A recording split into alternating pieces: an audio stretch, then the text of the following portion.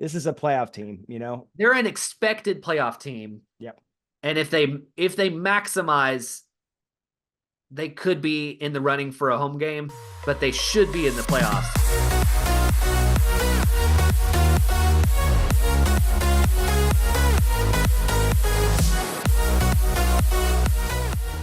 Welcome to the Vamos Morados podcast on the State of Louisville podcast network. I'm Zach. I'm Benton. And Benton, we had quite the week in not a good way this week. Yeah, we did. Yeah, we're trying to adjust our recording cadence here. Handful of matches happened, and not a lot of them super great. No, I mean, thankfully, we'll talk about the results, but Racing just barely managed to turn it around at the very end to keep it from being probably the darkest podcast we've ever recorded. Yeah, it'd be the kind of episode I just don't want to do if they didn't turn that one around. But we got at least a little bit of a silver lining. Yeah, we something. But before we get into deeply depressing, bad, no good week of soccer, what's keeping you afloat this week, Ben? What is your non-soccer buoy of hope? My buoy of hope, I like that term, by the way, is... Oh, thank you. That came out, that's straight off the dome. There you go. It's baseball. I've always appreciated baseball, but there's especially at the MLB, there's just so many games where they just don't matter, and it's hard to watch on TV. And so I just don't tune in or pay attention much. But recently, UK made the College World Series for the first time, so I tuned in those games, and those were fun because they actually mattered. UK didn't do well, but they mattered, so it was entertaining because of that factor. And then this past weekend, I went to Cincinnati. My nephew's part of their the Reds kids club sort of thing, and after the game, they got to run the bases, so we went to the game for that. And it's just always a great time going to the ballpark, and those were the basis of my family vacations growing up. I've been to probably half the stadiums. I've been to a lot of them. Cool, interesting baseball stadium. This is one thing I like is that they're not super specific on the field dimension, so you get a lot of stadium diversity. Yeah, there's so much charm in the baseball venues, and I've always really appreciated that. And so this past week or so, it's been kind of a reminder to me that I do appreciate and like baseball. And it's going to be hard for me to follow 162 game regular season for the Reds, but next spring when UK starts playing, they only play 50 or something. There's a little more on the line each game. Yeah. So maybe I can get into that.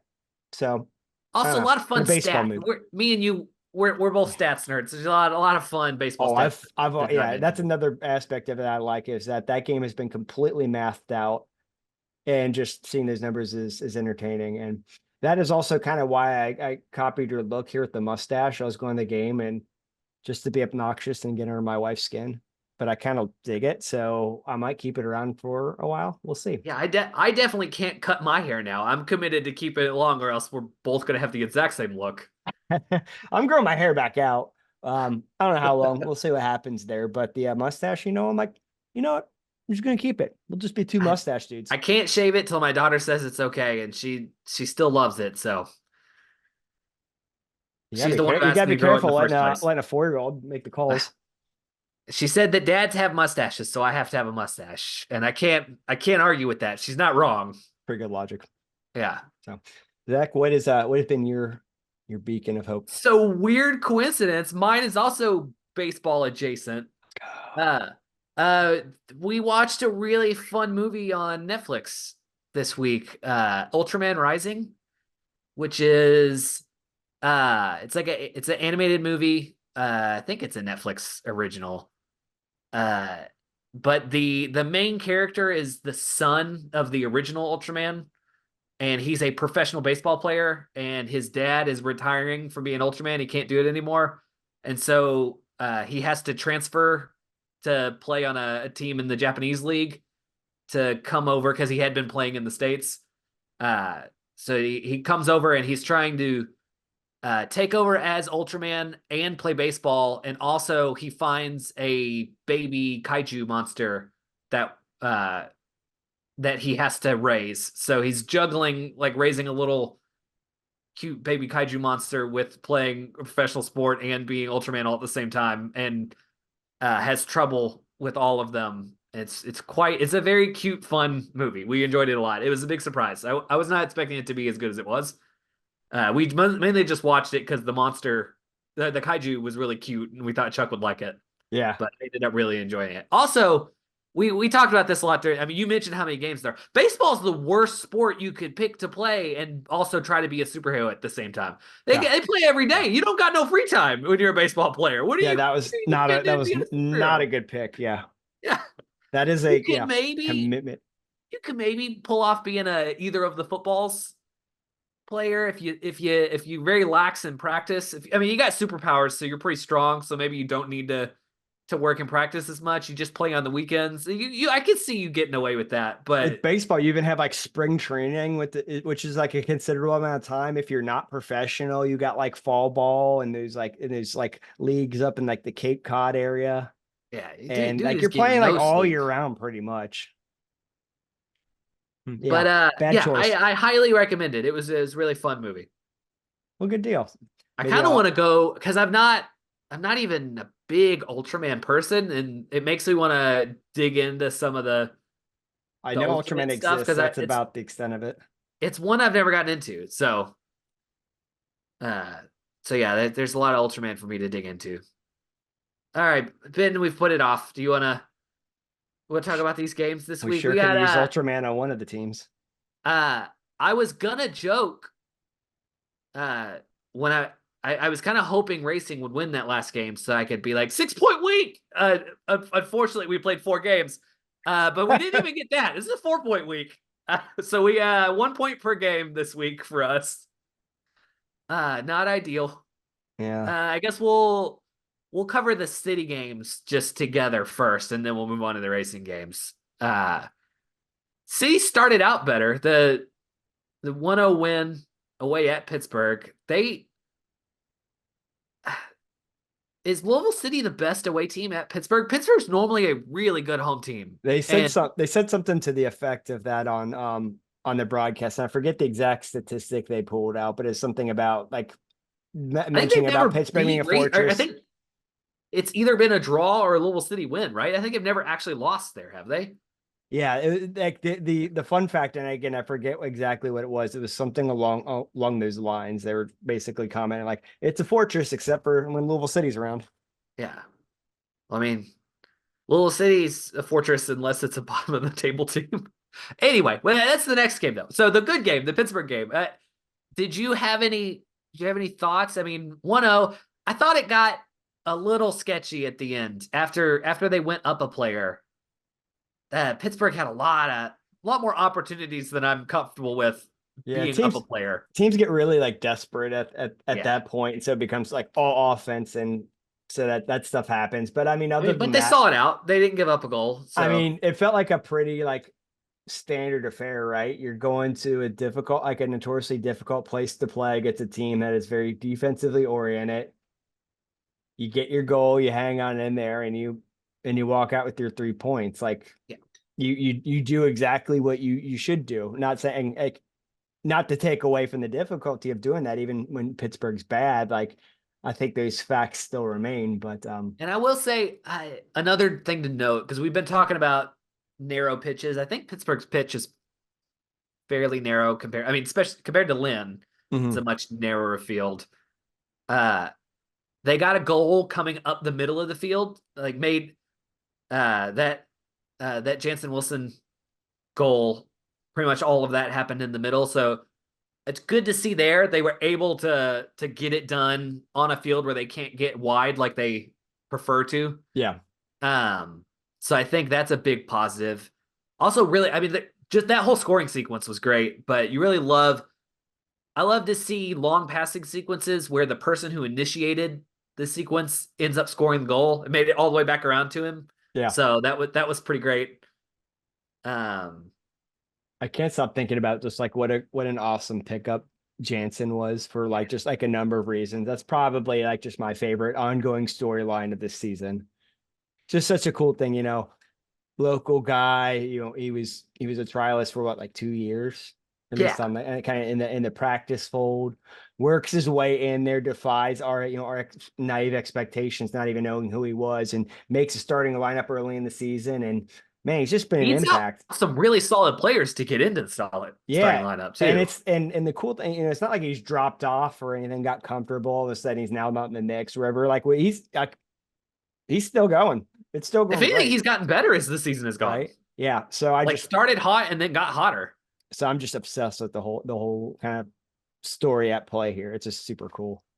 So anytime he gets the score, gets an assist, or is involved in an offensive capacity, being in a defensive, I'll call it defensive-ish role. So it's kind of just all over the pitch Yeah. how Danny has been playing. But no, it's just been really neat to see. Also, was that Tola's first start of the season? That Pittsburgh game? I'm pretty sure it I is. wanted to know, like, He barely made it on even before that. yeah, I mean, he was a big question mark coming into the season. Like I still don't feel like I know him well, like on the. yeah, exactly. But I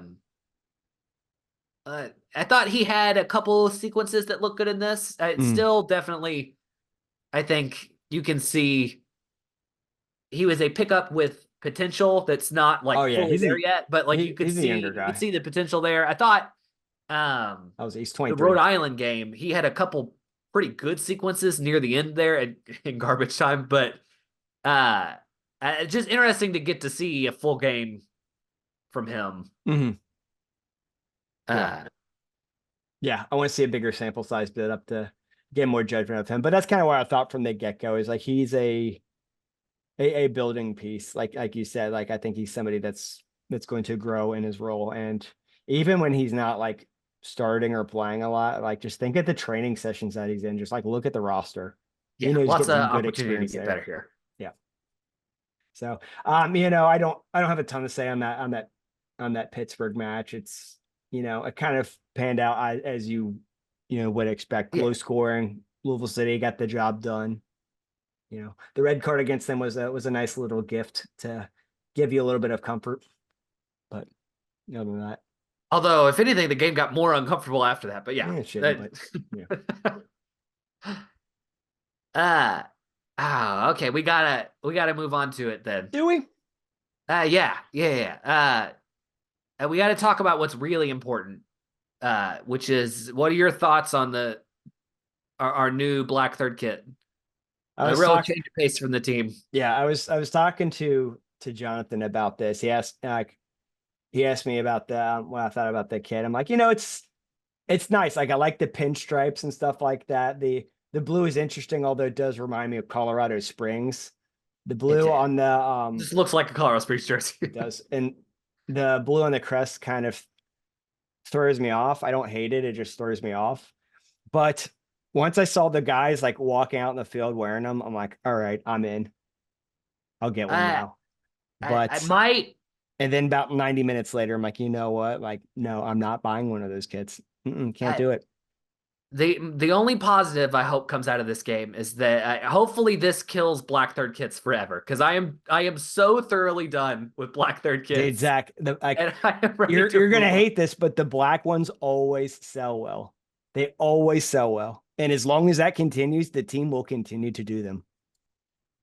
Sorry. Trust me, I'm with you. I want something bombastic, audacious, flamboyant, wild, unhinged, controversial. But I mean, I'm sure they sell not gonna well do that. compared to the solid gray third kit that they tried before this, but I think maybe making an actual good, fun, bright colored third kit would also sell well.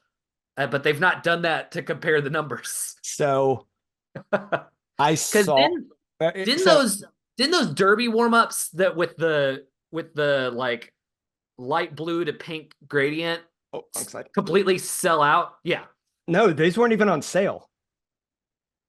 They didn't sell those. Anyway, Because I want a even fun me, a third kit. casual fan at that point, is like, I'm absolutely buying one of those, and I wasn't think an that option. kit would outsell the black kit. Oh, 100%. Yeah. But you're still dealing with the like limitations of the manufacturers. So like, I don't love that as an excuse, but it I is think the manufacturers could do a gradient. I think you could pick two colors to do a gradient. They are not flexible, from my understanding. And I did see the ultimate. Like, remember how there was talk of the third kit like a year or two ago being like yellow? Do you remember Yes. that? Yeah. I saw a picture of it. I'll throw this out there. They mentioned that they chose the blue because the blue keeper kits sell well. Um, if they had just done a blue alternate kit, I think I would have been more okay with that. But I think the black would still outsell it. Yeah. Anyway, but I saw that scrapped yellow kit, and it wasn't as cool as it sounded. So like, yeah, so it's like always you're always like it's always a little bit of a gamble also when the colors come into play. Not saying they won't ever happen or anything, but we'll see what happens in the future. Let's put this. I'm optimistic. I'm optimistic that hopefully we've killed it at least for a year. Yeah, With superstition.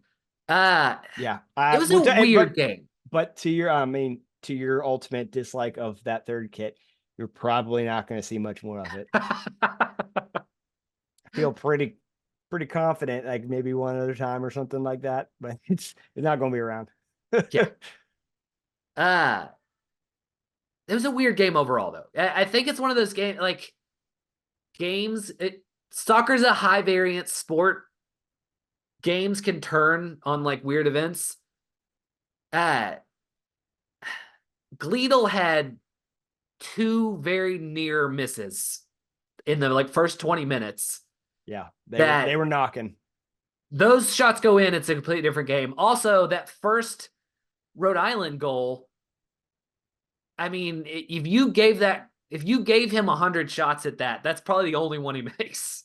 No, it's less than Insane 100 odds. banger. You'd have to you're gonna have to expand that sample size for him to hit that one again. Yeah. It's to your And that point, changes the whole low game. probability. Like after that, Louisville City's chasing, like they're bringing the back line up. I the broadcast noted that like in the second half after they got down 2,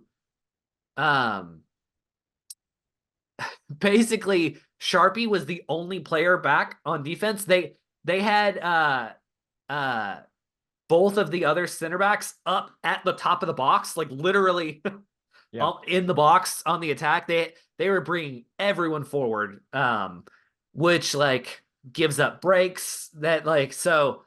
I feel like that game snowballed It like did, yeah. very quickly. And weirdly, we were talking about this. Louisville had 28 shots in that game. Uh, it was like 2.8 to 1 point something in the expected goals. Just a weird game all around statistically. I did the radio broadcast in the post game show with Jeff Milby. He pulled up the XG. I started having like heart palpitations. Like, are you kidding me? Like 2.8 XG to their 0.8. Like this, every like aspect of that match just felt like an anomaly. But before I forget, like one Also thing I weird. Louisville City had 64% of the possession, which is not the way they've played normally this season. well, that just became the desperation That at was the end. because they were chasing. Yeah. That was a product of that. So I don't expect to see a 29 shots to 11. Yeah. But I mean, here's the thing, like Rhode Island FC is better than their standings. They're not that much better 5-2 over like this Louisville City team, but they are much better than their standings. And you know, like their point total isn't super high, but they have a lot of draws, which I know is annoying. We all know that as a Racing Louisville fan, but they're also not losses. They're first year team. Like, so I think they definitely deserve some credit there. Kano Smith, he was Birmingham's assistant as the head coach there. I think he's putting together something pretty decent. In a year or two, I bet they're pretty like decent contenders. Like I consider this a pretty good like start to life for a new team. Like it's hard to do what Louisville City did.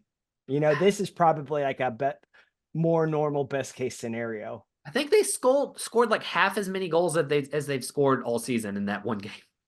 Yeah. They had like 13 goals total coming into that game and they scored 5. But here's the thing, they came in with a game plan that was effective and they executed on it. Like one thing I noticed during the game is they weren't afraid to use the width of the field, which a lot of other teams Yep. can't say. They, I mean, they had a strategy about them to really unsettle Louisville City. Like I think you saw it was like kind of a little chippy, not like overly, but a little. Like I think there's an intentional effort from their team to rattle the Louisville City guys just enough to get that little edge there. Yeah, it And wasn't really chippy. It got real chippy between them and the fans. I want you to talk about that. Don't worry, we're going to get there.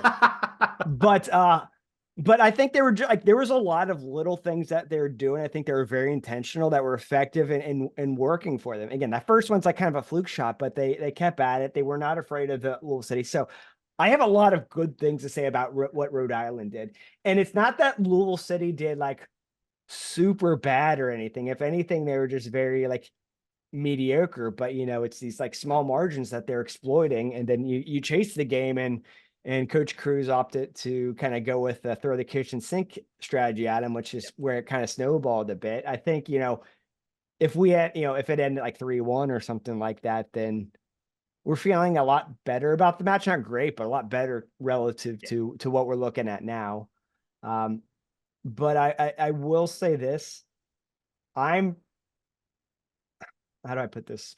I don't know how to put it well. I'm just gonna say it. So I'm not mad that they had this happen to them. Like I feel like for a while they've been able Yeah, to be on cruise control.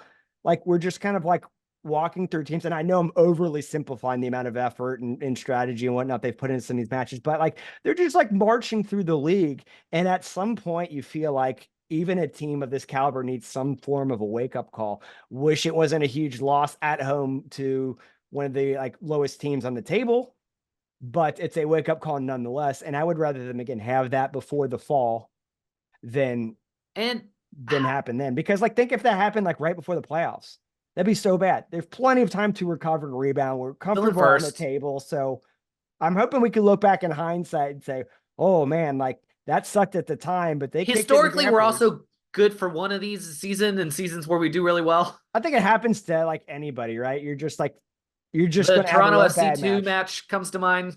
Oh yeah, Yeah, yeah. Tommaso Endo, he just ate the team up. yeah. I remember watching that one.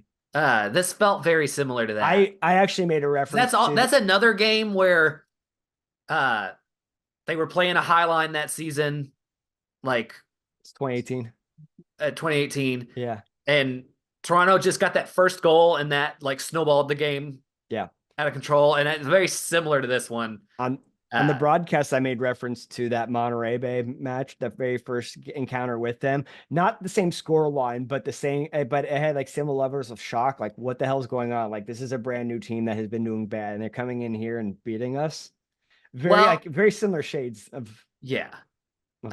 Um, One positive takeaway though is I would much rather see a game like this where it's like they statistically they got their chances, they played well, that like stuff just didn't go in and everything went in for Rhode Island. And it's like I would rather see them lose in a weird game like this than to just get straight up dominated or stomped by a team. Yeah, I feel like you can they did a lot of the stuff well that they need to. I think you can make some small adjustments.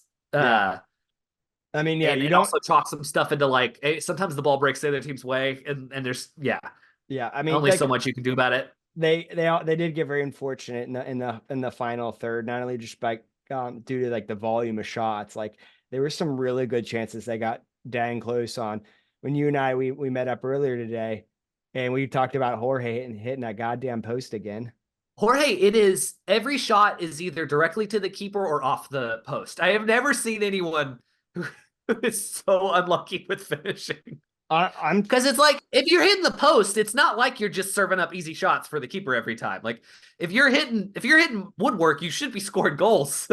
I'll be real honest here. Like I'm kind of over him. Like I think we've seen the best. We know what it is, and I think the opportunity cost is there where I would I kind of love I Jorge. would like to see. I think I'm ready to move on. I was ready in this uh, past off season too, and I think nothing's Jorge produces. I think sometimes we rely too much on on whether the goal happened and not enough on the process. And I mean, it's I'm not a even big just about the goals. Like I'm a big fan of the process with Jorge. I don't know. I I don't think know if he levels up the team if he's like out on the pitch. he does. I think we disagree here. I will note it's very funny. I had multiple shots on my roll of film that I shot at this game where the camera missed focus on the players with the ball that I was trying to take the picture of, and auto focused on Jorge's face behind them. Because man, I guess the camera knows. The camera knows that he's the one we want to keep in focus. So I thought that was pretty funny. Yeah, you get your photographer bias. All right. You got any more thoughts on this Rhode Island one, or do you want to pivot over to our ladies in lavender? Oh, do we want to talk about Oh, yeah, no, yeah, no. the I need you. situation I need got you to stuck talk in the about. glove? I need you to Yes. talk about that because I called that shit out on the broadcast because I was not happy about. I'm like, is he mouthing off to children? Yeah, No. basically. So, well, he was sort of mugging at children. um, so that second goal, Quizera, scores the goal. Like the first goal they scored, everybody just sort of went to midfield. They didn't even do a celebration. But that second goal, they were really feeling it. uh, and so he went straight to the sideline and just like dagger stared down the Scouts House section. And I was on the field taking pictures. No. He did not stare down the Scouts' house section. He stared Specifically down kids in the a section. few 12-year-olds or some shit like that. They were Um, young. Yeah. What? That's not a good look. Yeah. And very vocal 12-year-olds, I will say, because so he was Are you 2 feet in defending front of him? my face. Like, There's no scenario where an adult doing that to a child like looks good. I just mean I had them yelling at the back of my head the entire game, and also it was a little annoying. Oh, so you're, but you're on his side. But like yeah, he does it. So he runs at me to do that. Like I forgot that you're invisible when you're taking photographs for a second. For a second, I was like, I had no idea you were down there now staring directly at that situation. So yeah, he stayed there forever too. So I ended up because I went through an entire internal dialogue just in the time he was standing there because I was like, do I want to take a picture of the opposing team like mugging the Scouts house? And like the fan in me did not want any picture of that. Yeah. But the photographer in me was like, this is gonna be a really good picture though. So I ended up snapping a couple, and then I turned around and got a couple. So I got a really good like back and forth because I got some pictures of him right in my face, and then turned around and got pictures of the Scouts house fans yelling at him. I'll post them on Insta or whatever. The Rhode Island shot is actually really good. Yeah, it's the best picture I took. I told you, I'm like, you should probably like send that to them so they can use it. Like, I hate to give the opposing team like media content to work with, but it's a good picture. Like, I got some. We'll take our some decent shots of Morris. They'll be watching us while we're in the postseason, so like they can enjoy that picture then. Yeah. So anyway, yeah, I was right in the center of that one. We had talked about it last week, just me and you, that I wanted to post up on the defensive half of the field for a game because I feel like everyone always goes on the attacking end and no one ever gets good pictures of the defenders. So I was like, this game, I'm going to spend that first half on the defensive end because like I like the lighting there better anyway. And I'll get some pictures of Tosh and, of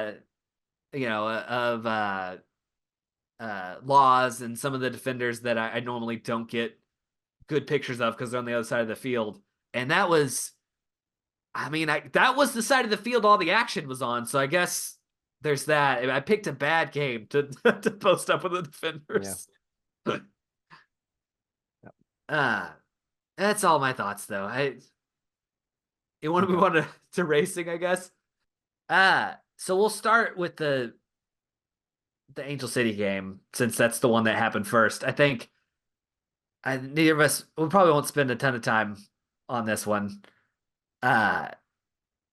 Because it was the weeknight game. It happened the longest ago. It was another weird game, kind of similar in similar ways to how that Rhode Island game was a weird game. Because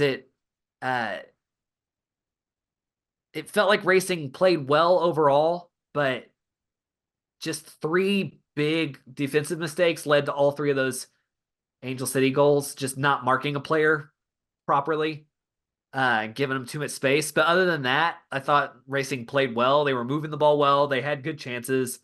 They went down 2-0, and I thought they responded really well and came back and tied it up 2-2. But then I think the story of the season, like, couldn't close it out and get the draw and gave up another goal late.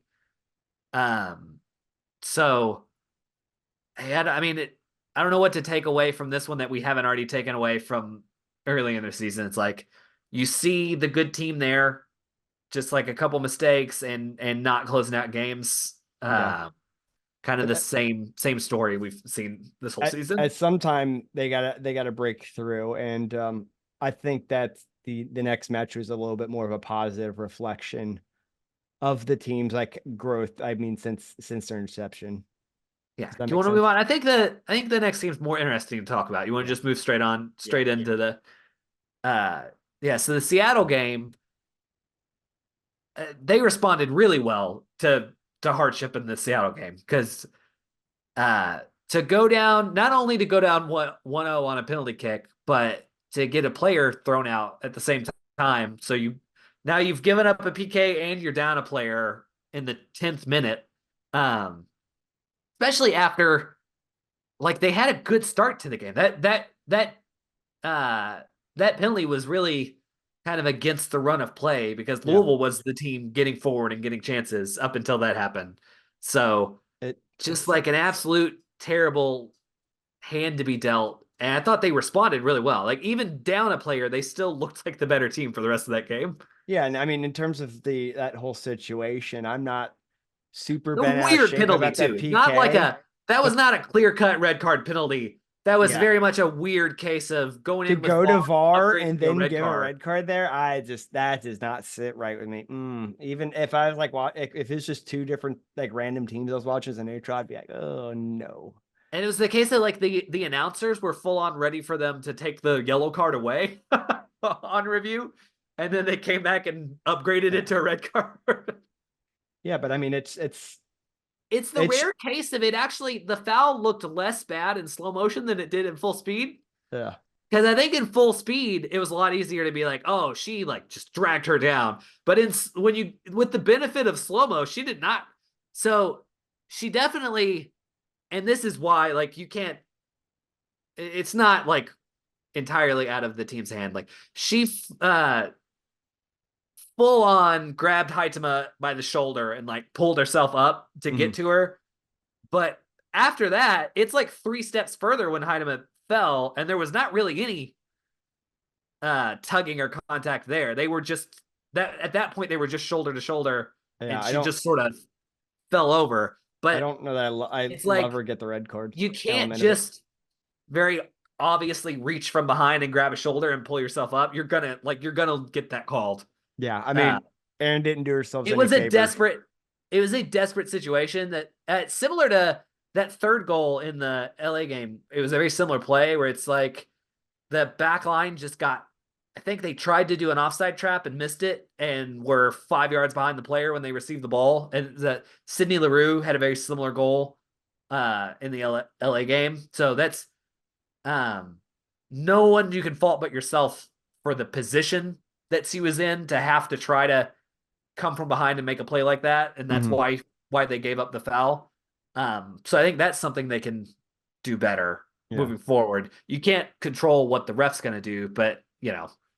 you can control whether or not you give up a through ball like that. Yeah. I mean, yeah, definitely levels of self-inflictedness there. But I think the positive is how they responded. They hung in there the whole match.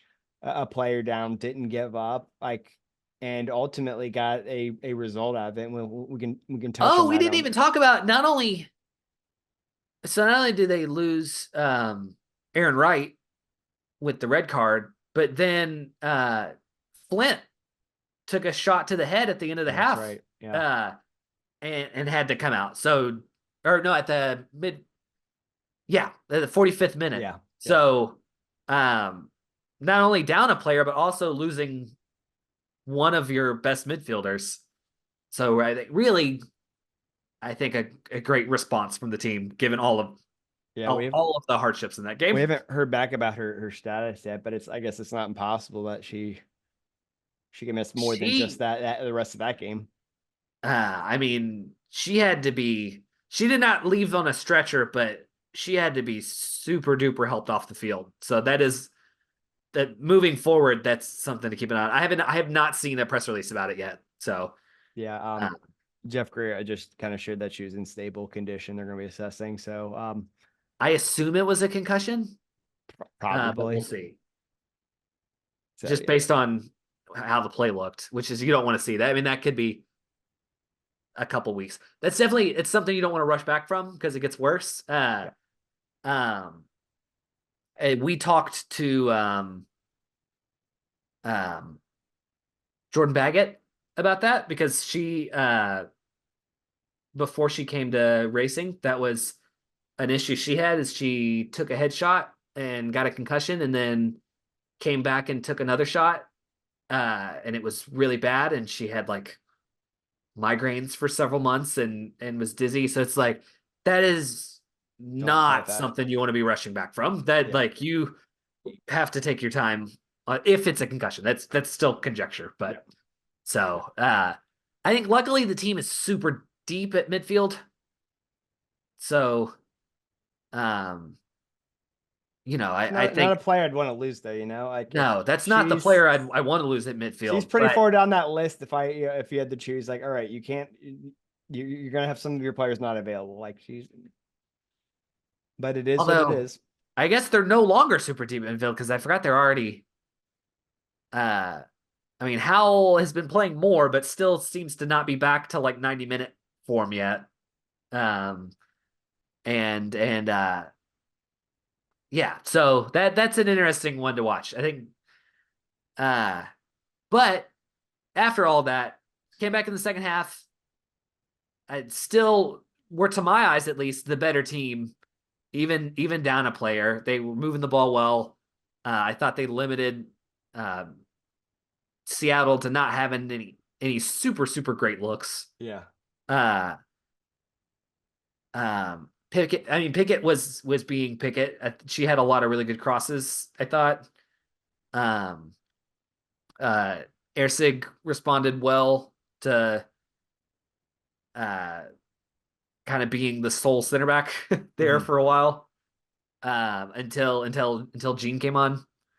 So I mean I take a it's only a point, but I actually feel pretty It's good about it. Yeah, but it's how it came about. On the road, I know our expectations were to win this one, right? Like Seattle's and I not think it doing was kind great of an important point too, because that it's early and it's not early, but it's midway through the season ish. But that point kept them in playoff position. That had they had they drawn there, they would have been tied with like three teams for eighth place. Whereas Yeah, now they are solo eighth place at least yeah. because of that point. So I that just really could be like important points at the end of the season. Just that one point.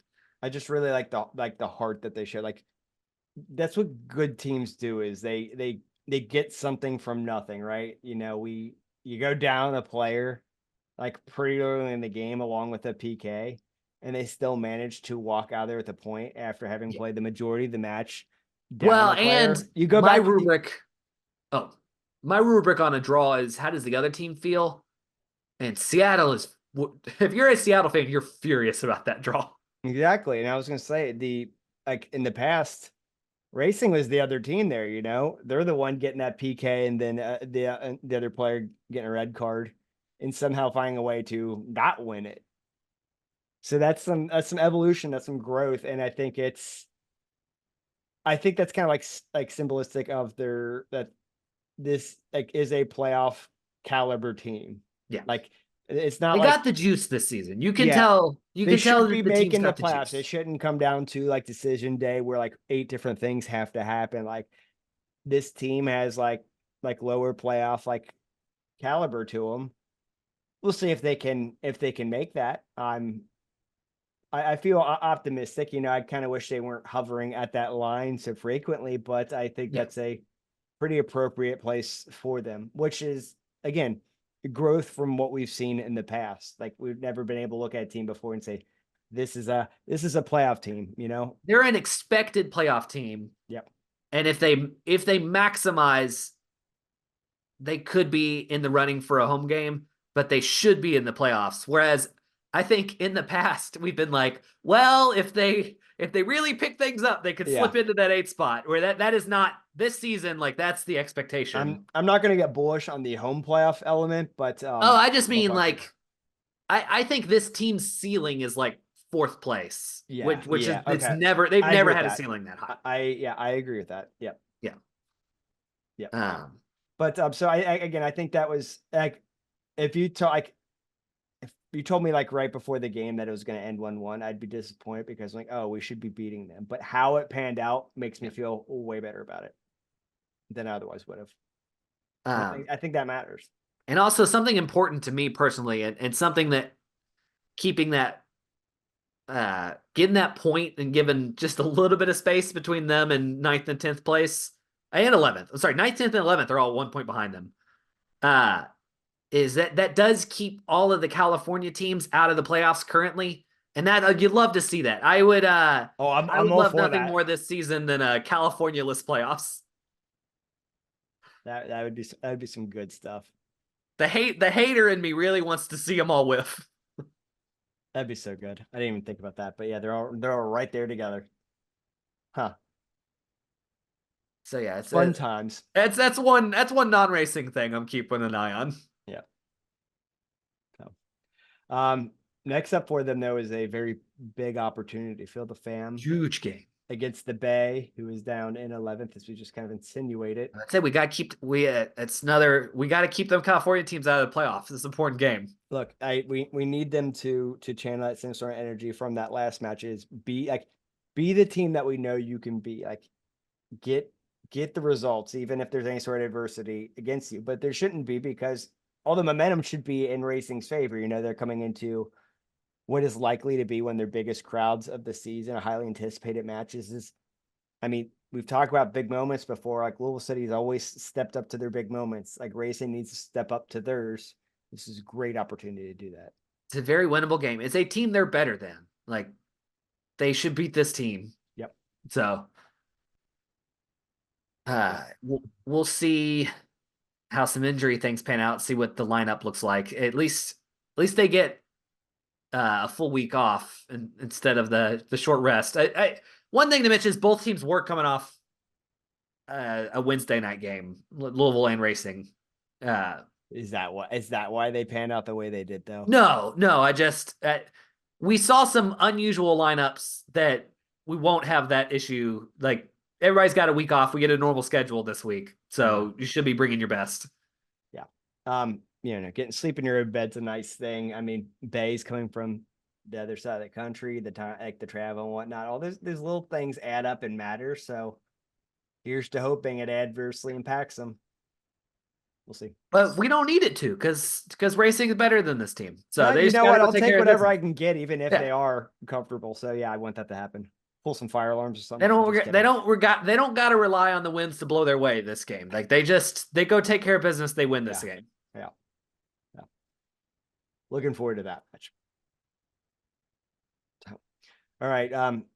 Zach, any additional thoughts on Racing or Louisville City or anything in general? No, I mean, like it was a sucky week, but Racing's still in a playoff spot. Louisville City still number 1 position on the table. So hopefully the teams learn some lessons this week and come out stronger next week. I feel good. Yeah, I do too. It's nothing to like get overly concerned about. Bad blips happen. So we all make mistakes. Yeah. Well, hopefully I get some good pictures of our team next game rather than my best pictures all being of the other team. You're like, I didn't get any good at ones of Louisville City. I'm like, there wasn't much of opportunity to do that. So it's not on you as the photographer. I got a banger of Jake Morris. That's one of the best pictures I've had this season. So I got one good Louisville City picture out of it at least. All right. Well, listeners, we thank you as always for tuning in. Appreciate you adjusting with us to our cadence adjustment. I start recording on Sundays now. That's the plan. Like, We'll it see how turned it out a works. few days later. Yeah. This is a Monday. We're doing this one We'll because life hopefully be happened. getting these out earlier in the week so that they can come out a little closer to when the games happen, Yeah, rather than that's the yeah. idea. A little more fresh. I think it's a little easier on my schedule at least. I don't know about you, but it's some weeknights. Yeah. So thank you guys again. We will be back next week where we're going to talk about huge wins. Victory. Another 6-point weekend next Louisville week. City winning on the road, getting back to their form. Right. Sure. We'll see. All right. Thank you. Take care. Vamos Morados. Bye, all.